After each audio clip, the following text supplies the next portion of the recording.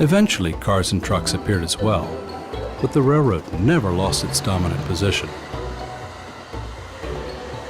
In fact, Japan's railroads transport more people every year, some 60 million passengers every day by a recent count.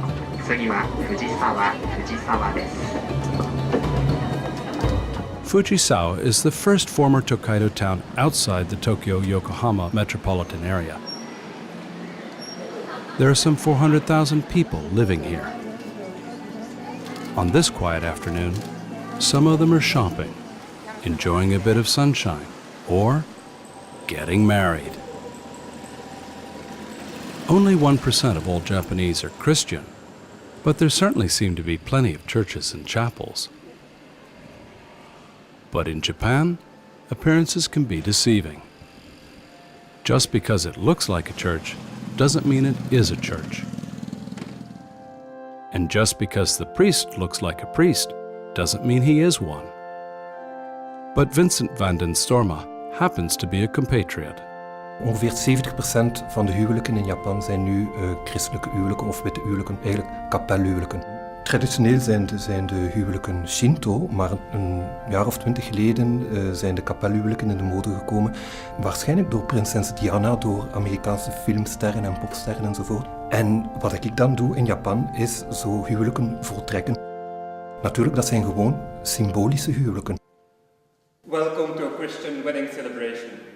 I'm happy to see you here on this special day. Every large self-respecting hotel in Japan has one or more wedding chapels. Young couples thus have quite a choice when it comes to deciding on where to get married. To help them in that process, most hotels schedule demonstration weddings. There they are assisted by salespeople who explain what they will see and how much it will cost, and naturally try to convince them to get married in this particular place. Because weddings are big business in Japan.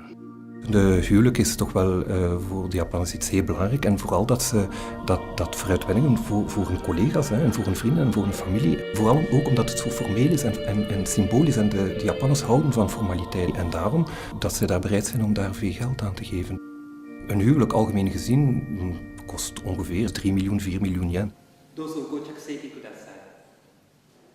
I would also want to sit down if presented with a bill that size.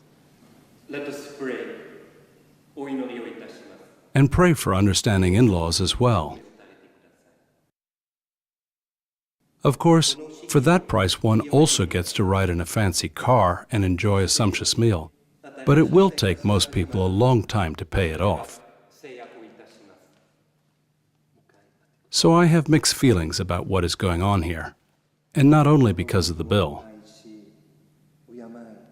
On one hand, it's surprising to see what Christians consider a sacrament being imitated simply because the Japanese happen to like it. It may well be a very nice and respectful imitation, but it still feels somewhat strange. You may now kiss the bride, wedding kiss the betrothal. On the other hand, it shows that the Japanese take their weddings seriously. They obviously want to do more than simply sign a paper at the city hall, perhaps even more than the rituals of their own religion. And no one here appears bothered by that. De hoofdgodsdiensten in Japan zijn natuurlijk het boeddhisme en het shintoïsme. Maar zelf, als we optellen wie zich boeddhistisch beschouwt en shintoïstisch, komen we uit aan meer dan 100%. Dus er zijn Japanners die zich zowel boeddhistisch vinden als shintoïstisch. Wat voor de Japaner belangrijk is dat er goden boven ons zijn. En welke goden dat dan nu zijn, of dat nu de Shinto-goden zijn, of dat nu Boeddha is, of dat een christelijke god is, dat doet er eigenlijk niet zo erg toe. En daarom dat zij er geen probleem hebben om naar een kapel te gaan. That shows a pretty relaxed attitude towards faith and religion, which probably isn't such a bad idea. I remain surprised at what I've seen here, but in light of that, I can at least begin to understand it somewhat.